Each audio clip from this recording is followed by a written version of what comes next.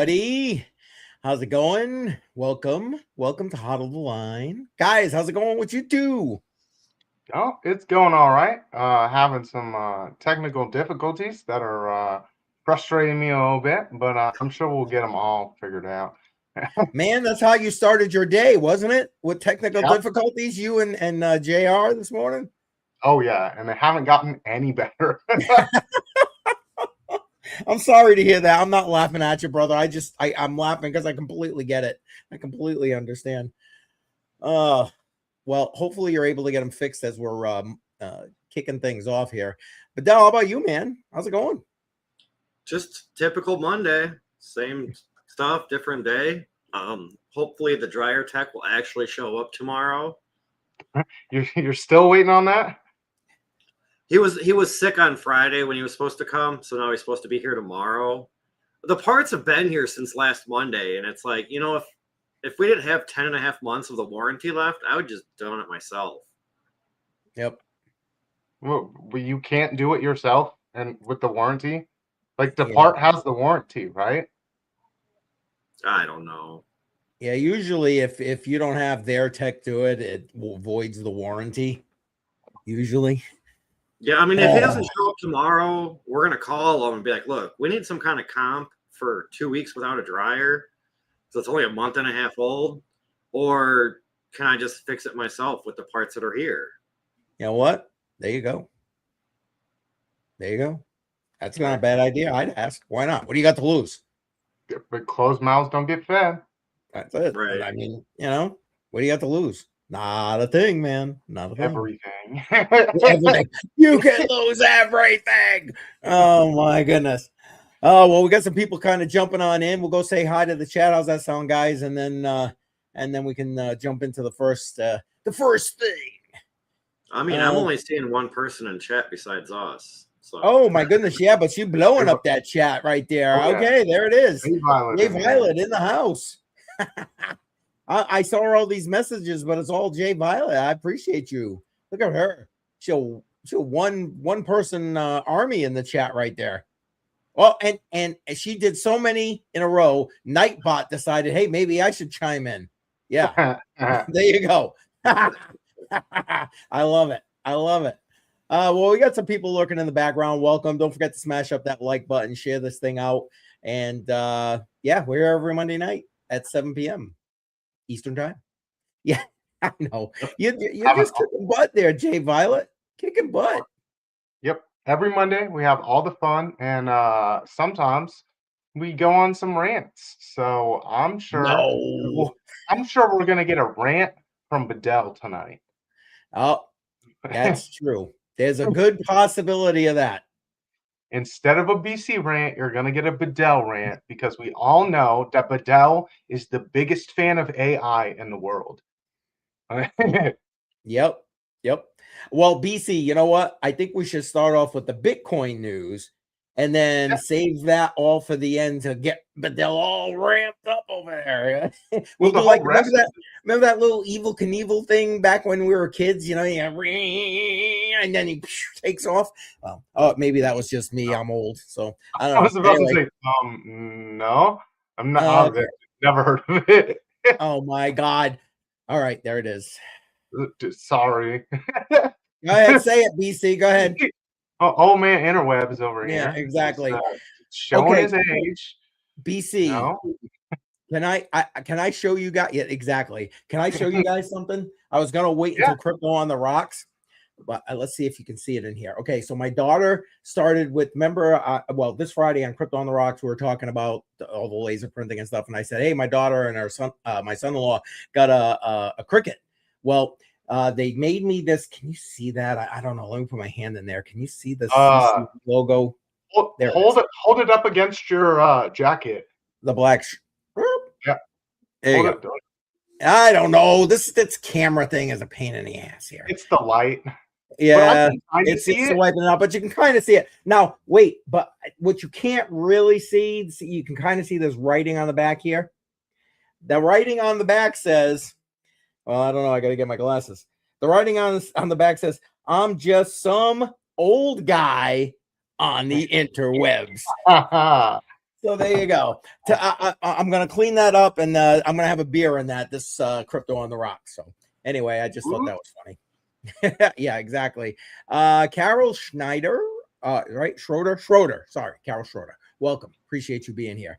I just shared it. Thank you, Jay Violet. Appreciate that. Yeah, this particular stream, people kind of come in later usually anyway, but yeah, I think there's someone else that streams at like 6 p.m. Eastern. Yeah, but then he always runs a little long. So it's all right. I'm sure we will get them in here a little bit later. But I don't know what is up with the ads on this one. Let me get this all shared. It's being look, Jay Violet's throwing us under the bus. Nope, no Frankie tonight, so there's no excuse. Oh, okay, so we're just not popular. Wow, thanks, Jay Violet. Ouch. Let me pull that knife out. It's all of them. It's all their fault. No. So ignore the ads in the background. I don't know why. It is. Okay. You know what sells? Sex sells. You know, that's what they always do. Amen. So no apology, Jay Violet. We saw this past week a Bitcoin miner from the network's earliest days has moved 2,000 Bitcoin, marking the first significant activity from this ancient cohort since November of 2024. A Satoshi-era miner just moved 2,000 Bitcoin, according to a recent data provided by Julio Moreno, the head of research at cryptocurrency analytics firm CryptoQuant. As noted by Moreno, this is the first significant activity from this cohort of ancient holders since November of 2024.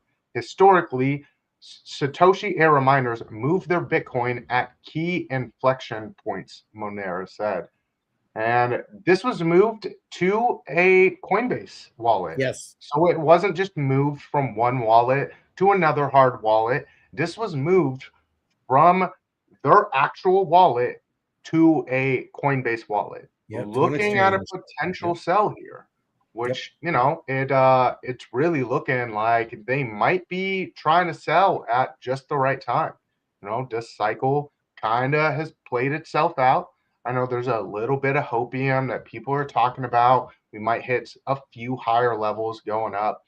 Right. But it's really looking like that could be the last ditch effort.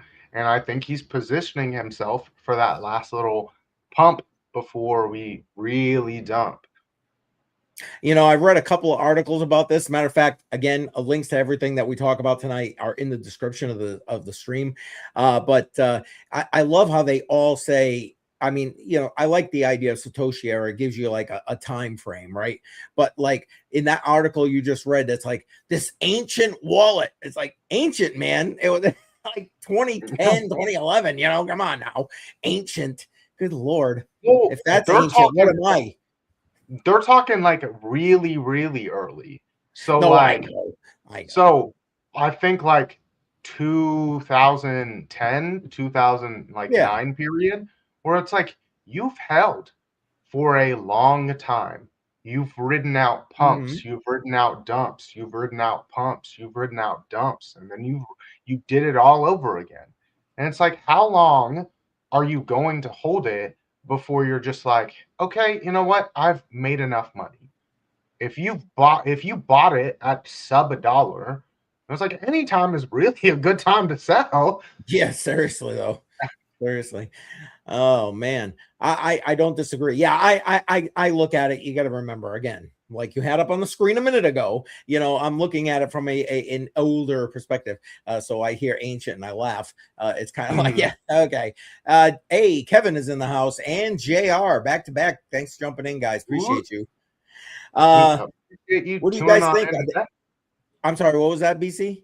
I said we appreciate you tuning on in today. You are the ones that always show up a little bit late, so you owe us some push-ups. I love it. Late never. I love it. I mean, unless of course you're doing it when Piper comes in, then you're in the back of the class. You can just go. That's what I say every time I'm late. I'm like, okay, I'll go to the back of the class. Anyway. Oh, well, look, he switched up his time too. So it's like, am I early? Am I late? I don't know what's going on. Since he did that, I've been all messed up. I'm like logging in close to 10 and I'm like, damn it. And then comes out like 10:15 and I forget all about it by that point because I'm off to doing something else. And then it's like, damn it. I just keep missing it up. I thought he still went live at 10 Eastern. 10:15. 10:15. Because Alex Crypto is going a little late. Okay, it's only 15 minutes. I was like, because I still get notifications around 9:15 that he's going live. Yeah, because that's when he posts it. Yeah. Yeah. So. Yeah. And he still ends right around 11. A lot of times he'll forward to my premiere or he'll forward to Crypto Princess. Who did he go to the other day? He went to somebody. Crypto Blood, I think, maybe. Okay. Maybe. Yeah. And you know, so there's a handful of people still going live at that time. So anyway, what do you guys think? Is this guy selling or what? Oh, definitely. And it's like if they moved in November of 2024, it's like you were like really catching some times for peak selling. Because that's the last time they moved it. And it's like I'm assuming that they probably sold to that about 6 months later. Yep. Of course, you don't really hear when Coinbase wallet sells because it's a little bit harder to track, especially if that's done OTC, which most likely it will be. Oh, hell yeah. Yeah. If I'm selling 2,000 Bitcoin, you better bet I'm not playing the slippage game. Yeah. Right. Facts. Man. What about you, Badel? What do you think, man? He's selling or what? Probably selling some, you know, and then I think he might hold out for a little more up. Yeah, but that could be another couple more years, you know, next cycle, next halving. I doubt he holds that long. Yeah, me too, unfortunately. But we'll see. What you know what? That's a good question. What do you guys think the price action going to be in the shorter term for Bitcoin? What do you think? Like Piper was saying what possibility for 35K this morning, you know, Bear Piper. Oh, anyway, what do you guys think? Well, I've come up with some pretty close targets to that. Whereas I was talking about maybe getting around that like 38 range to 42. That's kind of what I was looking for a bottom on the cycle. What about you, Badel? Have you tracked it that closely to come up with anything like that? No, I literally was just pulling up the price because I was like, I know it's still above 90, and for now, that's looking at charts, nothing like that. Like, I mean, a lot of people think so. You know, it'll probably go below 75, but I don't know. I'd probably say like 70, 75-ish. Yep. Yeah, well, honestly, I mean, that's not that far down. That's what, 15%, maybe 20% drop. What from here to where? It's like 70, 75. Oh, so you're talking like around the old highs range. Yeah. Whereas like we topped out at 69 last cycle, so kind of close to that area. I mean, that'd be a nice retracement. Finding some really nice support. There is a really nice support area at about that 75 range, but I don't know. We normally see historically pretty decent pullbacks. But again, we've seen the market mature and things like that. You've got a lot more people coming on in, but it's the same thing I've argued before with some other people, where it's like we have seen a change in the market, but we haven't really seen a change in how price action moves too much. Where it's like in the uptrend, yes, our dumps were a little bit less, but your flow of capital is still doing the same patterns. It's not like TradFi came in here and they were like, let's shake this whole thing up. And now you're not going to get the same inflows at the same time to get the kind of same movements towards the upside and all that. It's the same pattern. You just widen the floodgates of capital coming on in. Welcome back to the Randy Hipper Show. I am your host. Randy Hipper is invading our show, man. Not that I mind. I'd love to have Randy Hipper on the show, but no, you little traitor. He's over here on our show watching Randy Hipper. That's all right. All right, that's it. That's it. Wait, boom. There you go. No. I'm kidding. It's something that I was thinking about, you know, in the last minute, and I was like, oh wait, yeah, she posted this video, and I clicked on it, and like I muted myself because I was like, all right, it's gonna play, and then like waited like 15-20 seconds, copied the link, came over here, put it in chat, and then I click unmute, and then boom, it just starts playing. I'm like, of course, you know. It's all right. We understand. We're not Randy. But I mean, like if you look at like all the halvings and look at the chart, you know, like everybody said, like, you know, this halving is different, this cycle is different, this, you know, that everything's different every time, and it's like it is, but I feel like we have a lot more adoption on this cycle than we ever have before. So it may not suppress the price all that much. Well, I mean, we've gotten adoption, but it's like it's nowhere different than the normal kind of adoption we get as each cycle progresses. Like we normally see some growth each cycle, and it's not like we're seeing really insane new money. It's like a lot of the people that were in last time, they're coming in. They're just doing it through like ETFs and things like that. You've even got people that were in crypto already selling it off to go hold with an ETF because it's safer than being like, well, what's the latest exchange that I can kind of use that may or may not screw me over?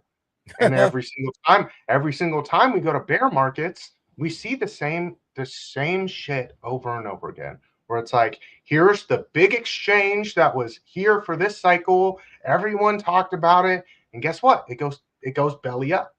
And it's like, why would I put myself through that when I could just sell now, move my money over to the TradFi system, have them hold Bitcoin, and be safe? And I've heard that quite a bit from people that have been in crypto for a long time. I don't know. I'd still rather do it myself, but that's just me, I guess. Well, it's like there are certain advantages. Like you could hold that in a tax advantageous account, where it's like instead of just holding Bitcoin and then selling it and then buying it back, you could just hold that Bitcoin in like your 401k, or you could hold that in your Roth IRA, and it'd be tax advantageous to do so. Sell it within that, and then buy it back later. Yeah. If you do it within those IRA instruments, it's not a taxable event, I don't believe, because everything's staying within the IRA. Yep. So you can readjust your IRA all you want, and these are non-taxable events. Whereas if I was to sell my Bitcoin and then buy it back, those are two taxable events. That's like where it's like you're starting another taxable event here, where it's like, why not just do it there? And I've heard a lot of people that have done that. Yep. No, facts. Oh man. All right. Well, we're gonna see how many more people are doing some selling here with the Bitcoin. I guess that was definitely a big move. So oh yeah. Especially someone that's where it's not like, well, here's BlackRock selling off a lot of Bitcoin, whereas they've sold off quite a bit too. Yep. Yeah, but I don't know. The inflows, outflows there are just a different animal compared to like a Satoshi-era wallet or hell, even one of, our wallets or something like that. You know what I'm saying? We just, I don't know, different focuses, I guess, and different requirements for that matter. Different requirements. But I don't know, BC. I think we've kind of covered that. What do you think? Shall we move on and kind of talk a little bit of AI, because we love it, some AI. Unless you got something else. Since we brought that up, and the ETF outflows, where it's like we're seeing the outflows not only in your traditional in your traditional crypto space, but they're outflowing here too. Like, we gotta go all the way to the bottom, down here where it's current. Here's January 16th, and you've got outflows. Here's January 15th, outflows.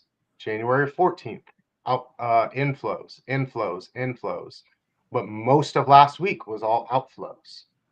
So like they've been selling off too. And that's what I'm saying is like we're not seeing a change up in how the capital in the cycle moves. It's just more capital moving the same way that the crypto cycles have always moved. Sure. I get you. I get what you're saying. Yeah. And that's 100% true. So there you go. 100% true. Anyway, all right. Yep. No, I'm with you. I'm with you. I'm feeling you. What? Oh, why? Thank you, Nightbot. I missed that one. and then there's JR over here, all salty with the Nightbot. I will destroy you, Nightbot. and JR, I saw you said cheers, brother, but I told you I'm saving it to Friday nights, which is why I got like sloshed Friday night. But anyway. Yeah, well, there you go. Badel's got my back. There we go. Are you old enough to have that beer, sir? That's funny. But we did have a whole nother segment to kind of go over. And, you know, we really kind of beat up where the crypto cycle is. Did a lot of joking, but this one's a little more serious. We've talked a lot about AI here on this channel. And we've talked about a lot where AI is going. And this is a whole avenue that we really haven't discussed a whole lot. We've discussed white collar jobs getting taken. And this is kind of in line with that. We saw the AI pass the bar. Well, one other thing that it's really done extremely well is passing tests when it comes to the healthcare system. And I've seen several articles, not just in line with like medications and things like that, but also in line with like diagnosing. Whereas they gave the AI like x-rays and it was able to spot things that like x-ray techs that had worked for a while weren't able to spot, because we're human. We're not infallible. So we saw this article.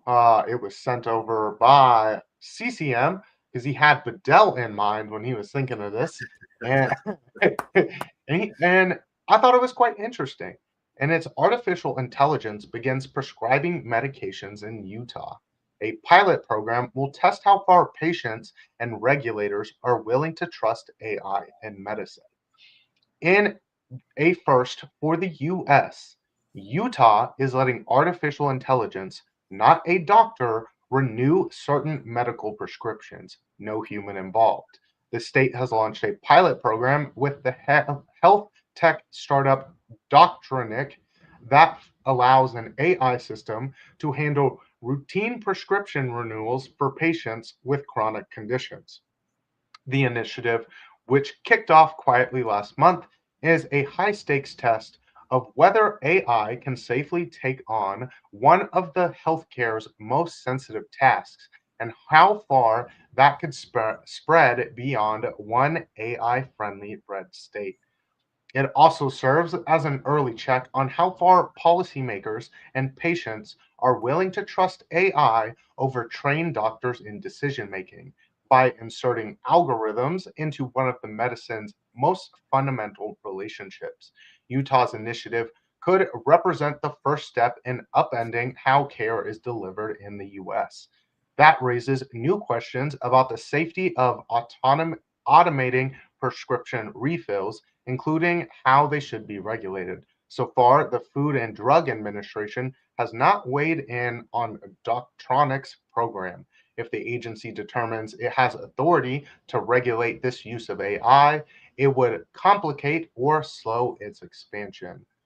And it kind of goes into a little more, breaking some stuff down that's not overly like sensitive to the whole story, but I thought this one was interesting. In a statement, Dr. John White, CEO and executive vice president at American Medical Association, said, while AI has limitless opportunity to transform medicine for the better, without physician input, it also possesses serious risk to patients and physicians alike. So there also is some concerns where I've heard a lot of doctors who have used AI, they've asked it questions that they already know the answer to, and because AI isn't like necessarily the best researcher, where it'll view what the web says and it'll compile all that information and then regurgitate it. It doesn't know to discount bad information. It's not like a trained doctor where it's like, okay, this is a reputable site. This is this. I know that this this group of tests has really good data. It doesn't know how to do all that yet. So there are some concerns for taking it further. Although for automating medicine, I think that's a really nice thing. Where, if say someone that's a little bit older and they've got the prescription, they take it every day, and they might kind of forget where it's like, okay, well, it's time for me to renew this script. It's just automatically done for them. And with a lot of services, it's just automatically sent to your house. So a lot of ease going up there without having to go see the doctor, getting this filled, paying the copay to see a doctor for no reason other than to just renew your script. Renew your prescription, yeah, which a lot of them make you do. I deal with this all the time with because of my wife's medical conditions, where we're going back and forth constantly with regard to renewing prescriptions and that kind of thing. And it's just what you just said, BC. You got to literally go into the doctor to say, okay, let me look at you. Okay, let me write you a new prescription. And it's like, I can see that being a good use here. Again, still having a doc check in on it, because you don't want some AI just willy-nilly, in my opinion, going and just continuing these prescriptions ad infinitum. But I see it as a good way to take some of the pressure off of the healthcare system with regard to that, because that kind of thing just clogs the system with getting patients into the office. And it will also, I think, like you mentioned about white collar, taking care of white collar jobs. Think about how many docs offices hire like PAs to do this kind of thing, so they can free up the doc. Well, there goes PA jobs or moving them to other type of stuff. And then, like you mentioned about the x-rays, I remember a lot of that when that happened, and I see that as a good possibility too. Now, Badel, let's get your opinion on this, because we know how much you love AI. So what are you thinking?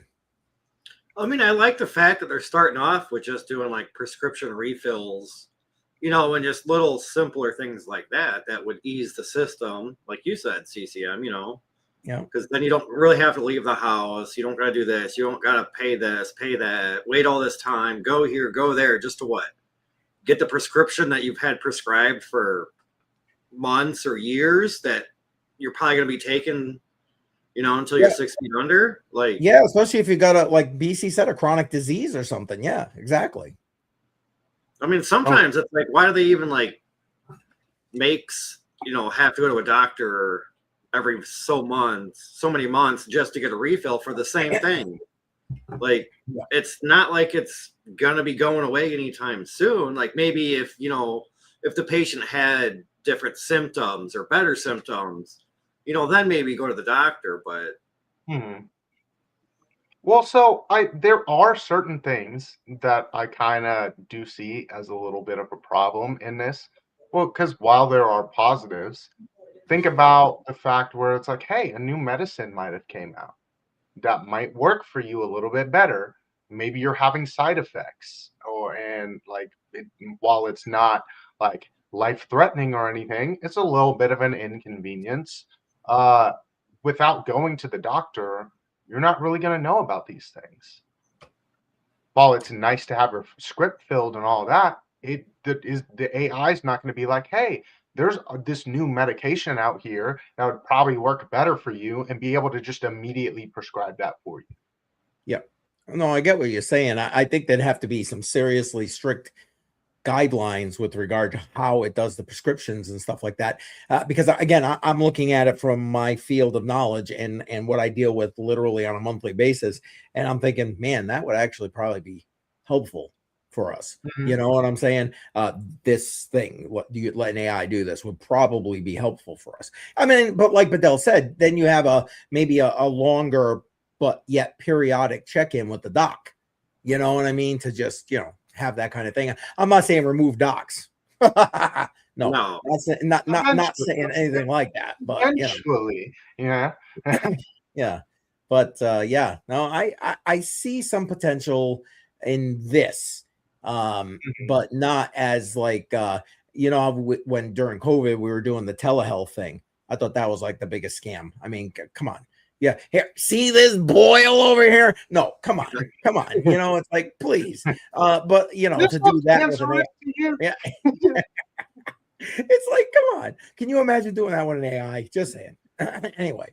I mean, it would be kind of nice though if they had, I want to say like an AI agent, but like a separate healthcare AI, kind of like Chat GPT or some of the other AIs, where like you could ask it health related questions and it would give you an answer, and then it would ask you questions about whatever could pertain to your healthcare issue that you asked it, and then that could all maybe be submitted to a doctor for a review or something like that, where it could get out of the first initial doctor visit that's always normally kind of crap anyways. A pain in the butt. Yes.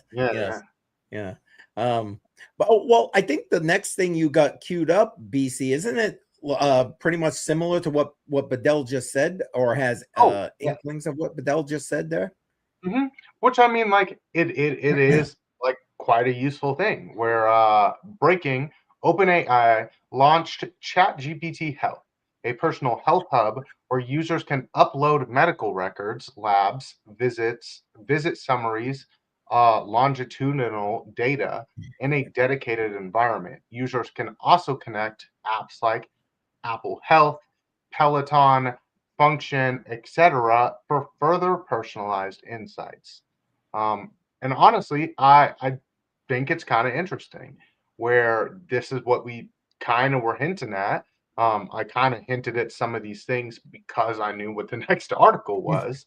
But when you said it's not getting doctors out, and I'm saying eventually, yeah. Because if I can just send a picture to the AI, I can explain my condition to it without the worry that like maybe this human being that I'm discussing this super private thing with is going to judge me in some kind of way or another. If you can actually get the AI trained up extremely well, that it's able to weed out false research, it also wouldn't have biases.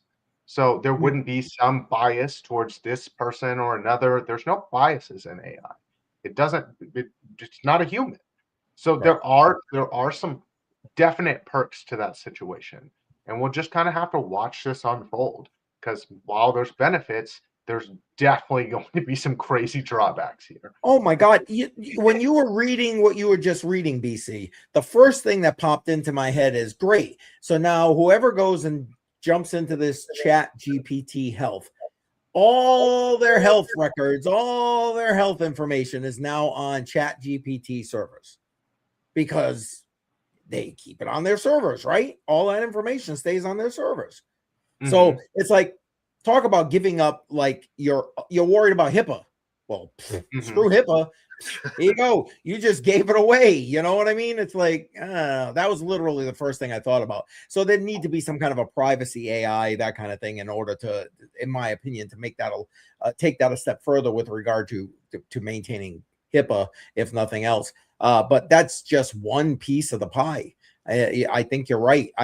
Using it in the other way right now to take, like it said, like it originally said, you know, your visit results, so lab results, whatever, and then compile that, come up with something, and then when you visit your doctor again, go, hey, you know, I ran this through the you know, medical AI. What do you think?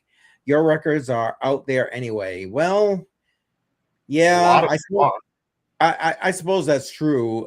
They're in their siloed things, but that's the other thing too. You know, I mean, these medical BC, you and I talked about this on a previous stream, where like my one doctor doesn't talk to the other doctor because they're in different networks, and like, you know, they have siloed information that they don't share. If I don't bring it with me, Doc A doesn't get what he needs from Doc B. It's that simple. So this could be a potential solution for something like that even. Well, so, and then with her saying your records are out there are a decent amount of records that are just out there because they sell medical debt. Because all of that happens, there is a lot of information that's just out there attached. That's a good point. I didn't even consider that, but that's a good point. And I guess she kind of says it right here. Yeah, the lab that took it. You know, when you go for like a separate lab for blood work or whatever. Yep. The doctors, well, yeah, obviously I would hope the doctor's office has it, or we have problems. I haven't heard yet of AI being hacked. And there's a lot of information with AI. And I know my girl works in like it's like healthcare field adjacent. It's more mental health care. And there was a lot of talk, because there's been a massive growth in AI, about whether AI was even ethical to use in the healthcare sector at all. And right now, it's all just up in the air. They don't have an ethical decision either way. They're like, hey, we know the tool's here. We're not going to say it's unethical, but you should use your best judgment with doing so. Yep, and be smart about what you put in there. Yeah, sure, of course. I mean, but that's I guess you could say that about anything, right? If you want to break it all down. My question to you guys, and I want Badel to answer it first. My question to you guys is, do you think, because okay, I get it, this is a pilot program, but it's going to expand, right? You know it's going to expand unless the FDA puts the kibosh on it. Do you see average Americans accepting this as part of their healthcare regimen? What do you think, Badel? I think so, because, you know, ever since 2020, the C word came out, a lot of people have just gotten a lot lazier, you know, and a lot of, you know, because of that, a lot of jobs got moved to work at home jobs. And now a lot of people, they don't even go to the grocery store, you know, they work from home, they have everything delivered, and it's like, why even leave the house? So I feel like a lot of people will, you know, get into it, but like, especially like out by me, like in a rural town, there's only a handful of doctors out here, and none of them take new patients. None of them take people that don't have insurance. You know, and so it's for me that I don't have a primary doctor because he retired. I don't have insurance. So for me to find a doctor out here, yeah, good luck. I'm driving at least an hour and a half away. Yep. After I wait the waiting time, you know, I think it's 8 months to 10 months currently. It's no better around here. And I live in a bigger city. I live in a bigger area than you. Right. So, I mean, that's a big part of why I do see that this is going to get rapid adoption. Or like in the current like socio kind of era that we live in, nobody wants to go see someone else. I don't want to deal with people. I don't want to leave my house. I don't want to get on the road. I don't want to deal with dumb drivers. I don't want to have to go sit in the doctor's office where some snotty-nosed kid is like rubbing their boogers on stuff. I don't want to look at the 10-year-old magazine that's got Megan Fox on it, and we're living in 2026. Like, all of these things are going to be a big push. On top of the fact that your healthcare system is already stressed. You don't have enough doctors. You don't have enough nurses. You don't have enough people to even handle prescriptions. Like, when we go pick up a prescription, there's always a line of 5 cars there, like always. So it's like all of these things are just going to open up the system a little bit further, make it more accessible, make it cheaper. And like, while there might be a little more room for errors, I think it comes with more benefits than it does negatives. And that's one thing we're going to have to really have some real doctors in there where it's like, hey, I got all of this done. But like, because you got all of this done already, the doctor's job is now 10 times easier. So he can just see you, read all the information already, have all the lab work done, all of this, and then just give you the treatment you need. Let you know what to do next. Maybe you went through ChatGPT and it already was like, hey, we're going to recommend you a specialist, and we're going to reach out to the specialist for you, and we're going to set this all up for you, and we're going to let him know ahead of time what all of these records are, what all your information is, everything that we have in this conversation. That'd be a great burden off of them. They'd already know what to expect going into it. They see you, confirm that everything's okay with what you had said, and then boom, we just treat you. Yep. No, I agree. I think that's I think you're spot on. There's going to need to be some serious guardrails, and that you're right. There's going to be some crashes along the way as it happens, I think. But I mean, but again, I guess it's like that with everything as new stuff comes out. You know, it would definitely need a big brother to watch it. I feel, especially later on. More government, more. Well, no, I'm just saying, like, if or when it gets to the point where it's like prescribing medications for people, for like the first time. Chuck Danger. Yeah, no, I get you, Badel. I'm picking on you, but I agree with you 100%. The way you said it. It's the way you said it. I know. Yeah.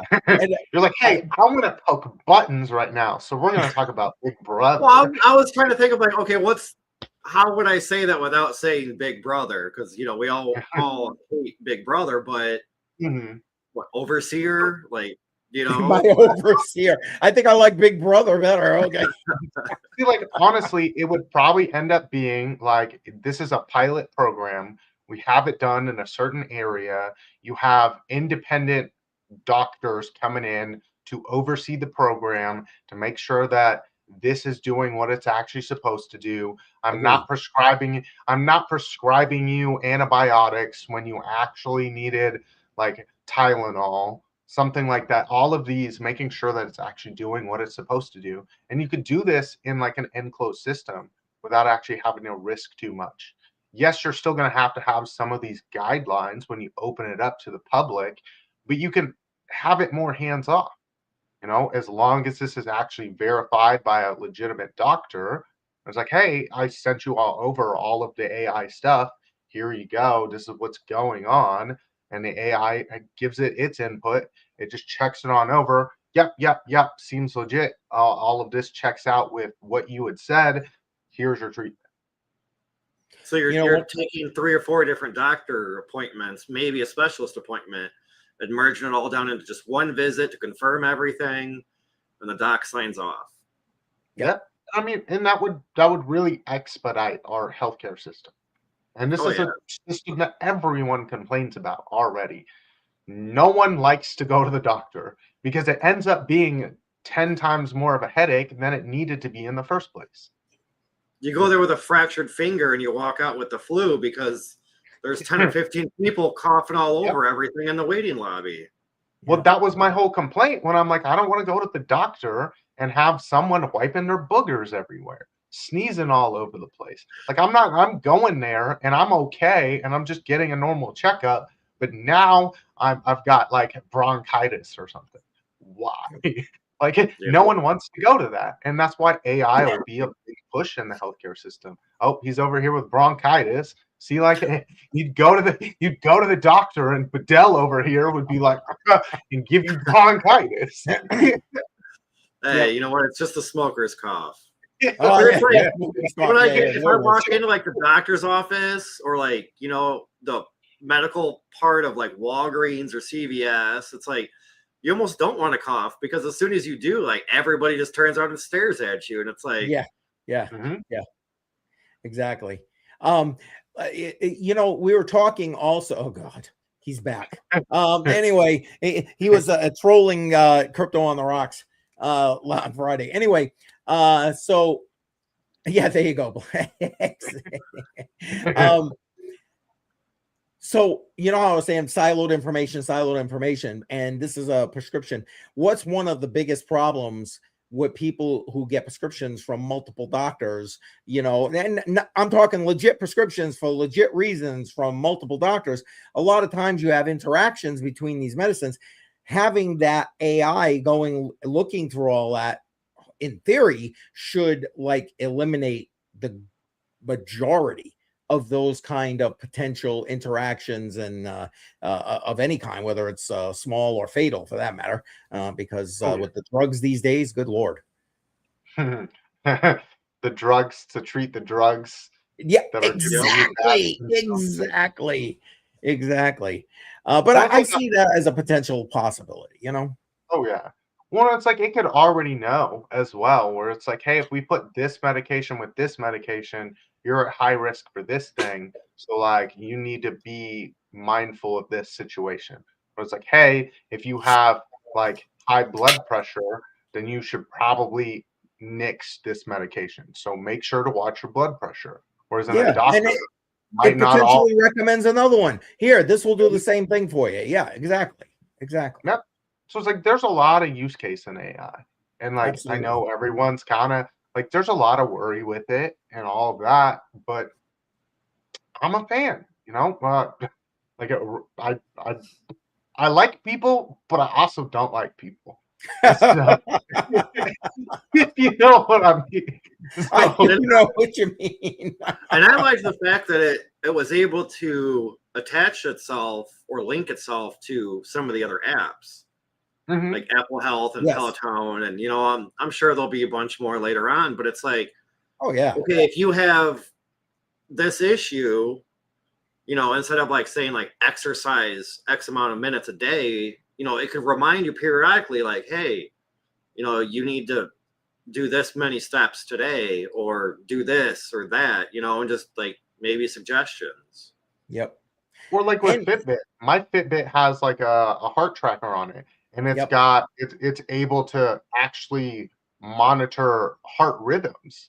And so that's something that would be extremely useful to an AI app where it's like, hey, we got your Fitbit stuff for the day. We noticed that something was going on here. What was going on at this time? Were you working out or what was going on? And you give it some information. It's like, hey, you might want to get checked up. Right. Yep. So no, I was just thinking that because I mean these Fitbits already do that. Your docs are how many times you go to the doctor and like, you got a Fitbit? Oh yeah, here, let me load that. You know what I mean? So yeah, makes complete sense. Oh, yeah. I had a Fitbit like 10 years ago, but I haven't worn one since. The new ones are really good. Yeah. Well, I can't wear watches at work, so it's kind of like, what's really the point? Because then it's going to lose 8.5 hours a day of most of my working. It's going to sit here and monitor me while I play video games or get on YouTube live. Like, okay. Yeah.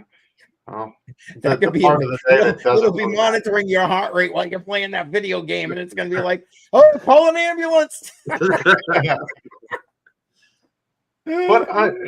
But we haven't really tied crypto into this. But like you brought up a bunch of worries here, where it's like you've got private information moving hands. It's now in a data server and all of that. You know, I've been a big proponent of privacy coins, and this is where that could really come to play. We move these around with semi-permissioned. You don't actually know what the data is that's being sent. and it's encrypted in the server, so it's not actually like being able to show off your data and all this. Privacy coins would do a great service to this industry. Yeah. And You stole my thunder, BC. You stole my thunder. I was going to use that angle to promote my stream tomorrow night, but you're welcome. Well, it's just something I had thought about the whole time, and I figured that we'd get to it eventually. Yeah, it makes complete sense. Makes Mhm. complete sense. And I mean, everyone cares about their privacy, especially when it comes to the healthcare system. And Oh, if you heck really yeah. wanted to have the AI comply with HIPAA, the easiest way to do it would be with the privacy blockchain. Yep. They're probably not going to adopt something like what we already have, like XMR or Pirate Chain or something like that. But they could build their own privacy blockchain where Oh, you yeah. could talk with the AI, give it pieces of data that is in your healthcare records, and nobody knows. The AI gets the information, and it's all good.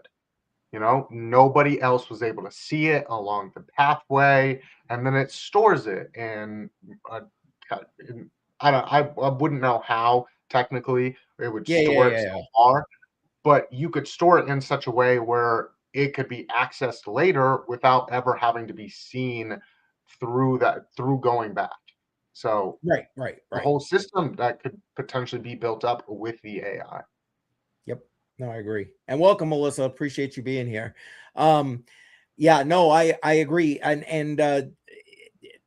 it's coming. It's coming because much like you just said, they're going to have to build what are going to basically be AI agents for this, like specific agents, kind of like the Chat GPT health agent that it's got, right?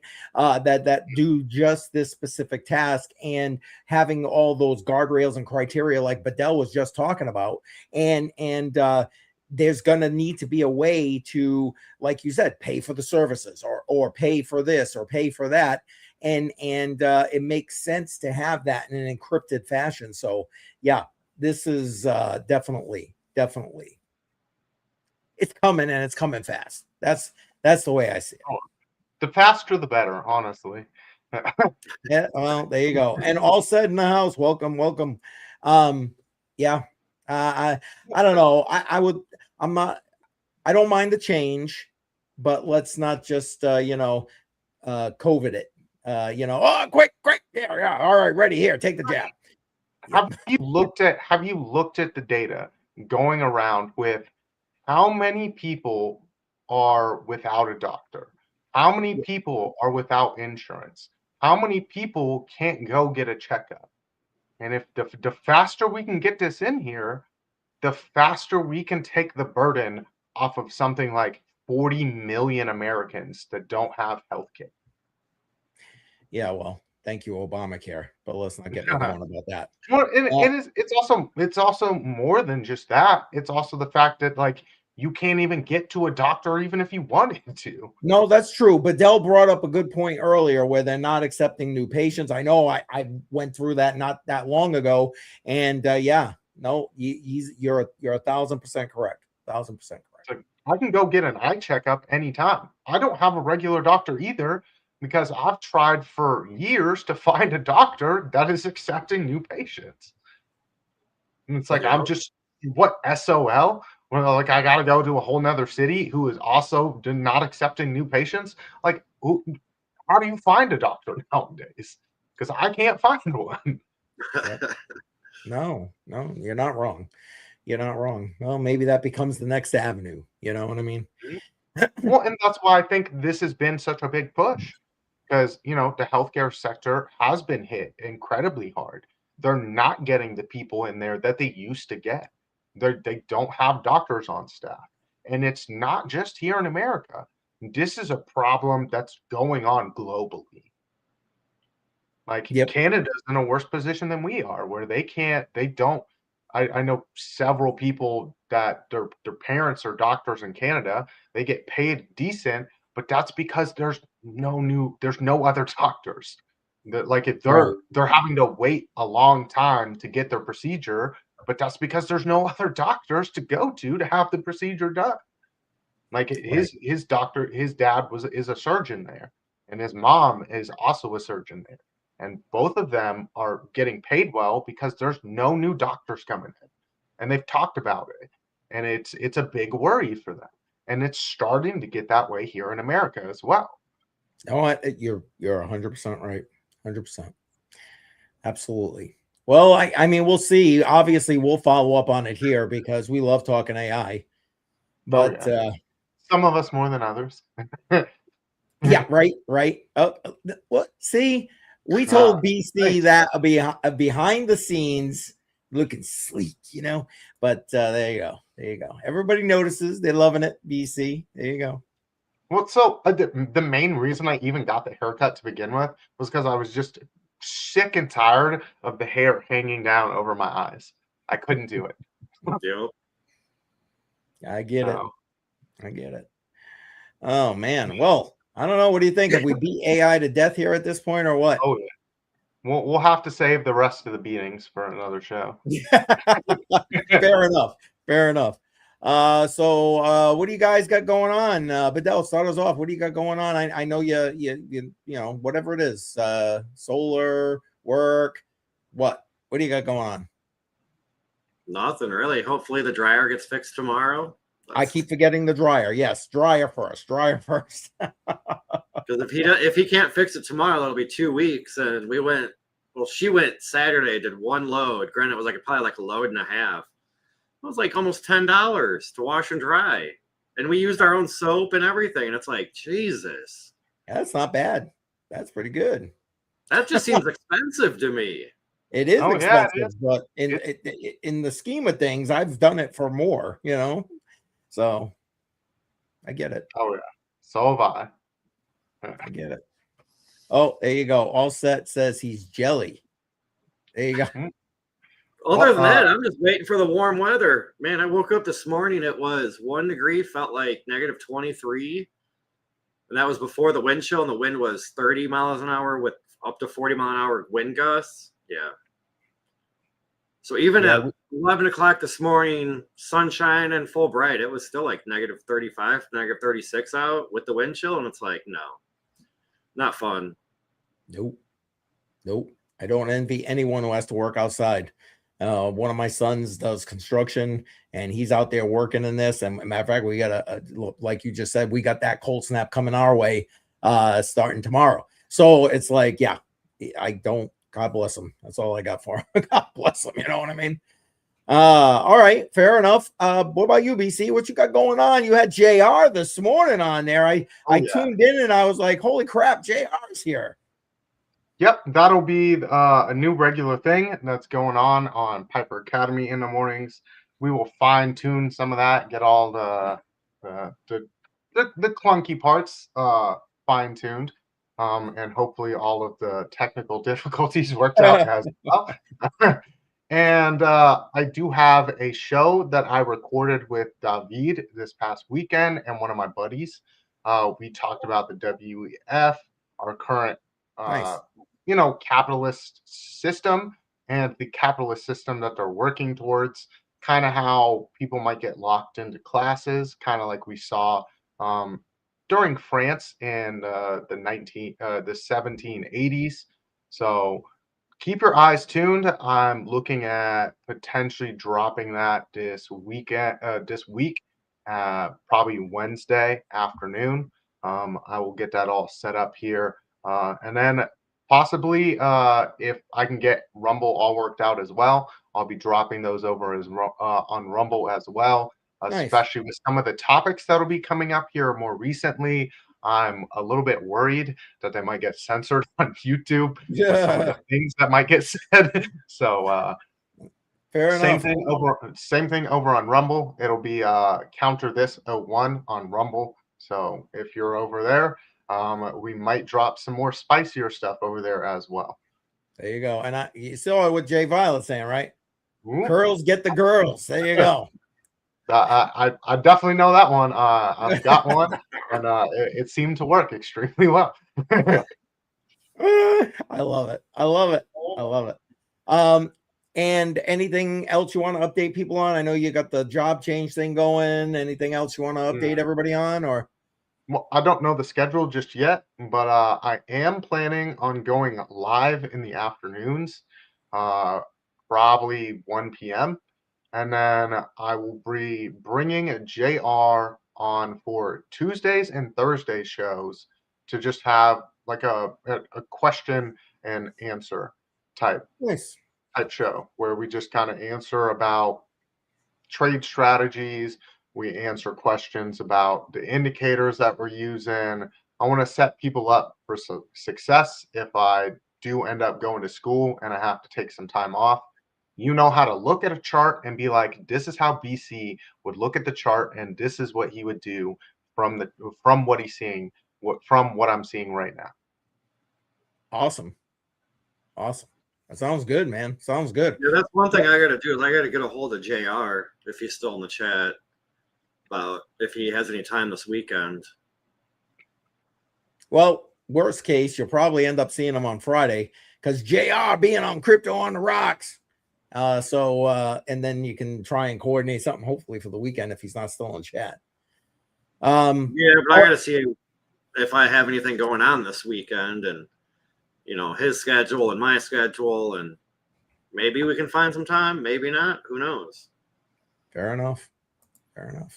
All right, let me update everybody on my stuff, and then we'll get out of here. So tomorrow night, so what I was gonna say was tomorrow night, Crypto Jar and I have a special guest on the Matrix Money podcast, 6 p.m. Eastern time, Joel Valenzuela from Dash. Now, the reason I reached out to him was because Dash just put together a partnership with Aeon, and I know Badel gave me crap. I'm probably saying that wrong here, but AEON. But they are a platform that specializes in these AI agents being able to pay each other. So that's where I was going to kind of take that angle from what we're talking today with regard to the AI. So make sure you're joining us for that tomorrow. Come with your questions. I mean, Dash has got a bunch of other things going on. Dash has been on fire lately if you're just into the whole price action thing. But make sure you come in tomorrow night, 6 p.m. Eastern time. Myself, Jar, and Joel Valenzuela will be live to talk Dash. Then Wednesday morning, 11 a.m. Eastern time will be the next premiere on the Crypto Mindset Minutes series. It's going to be where I talk about how things gain their value. I basically have broken down all the different facets and pillars of sound money, and now we're going to talk about, okay, so how does this thing actually get its value? What's the mindset behind that? That's going to be Wednesday, 11 a.m. And then, of course, Friday night, Crypto on the Rocks, 7 p.m. Eastern time. There it is. Oh, and Jay Violet, there it is. Boom, JR's channel. If you're not already sub, go sub, man. Oh, there she is. She's dropping them all. I love it. All right, I think that's it, guys. You guys good? We're gonna wrap this thing up or what? No, that's all I had. Yeah, I'm good. All right, fair enough. All right, then we're going to dance our way out of here. And don't forget, next Monday night, 7 p.m. Eastern time, we'll be back. We may be talking more AI, so you definitely want to tune in for that. All right, we're out. Have a good week, everybody. Take care. Night all.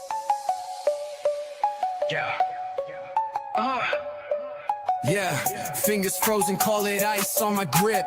Wallet getting heavy, yeah, it's making me trip. Charge doing backflips, but I'm steady, don't slip. Never fold, got a diamond script, no eclipse. Wolves in the market, they circle and pray. I'm a bull on parade, charging every payday. Paper hands crumble, they just fade away. I'm stacking sats, building castles where I stay. Diamond hands, I ain't letting it go. Stacking up, yeah, I'm watching it grow. Riding waves, yeah, I'm surfing the flow. Up and down, but my faith never low. Diamond hands, yeah, they gleam and they shine. Through the storm, I just hold the line. Day and night, yeah, I'm always aligned. Crypto king, yeah, the throne is mine.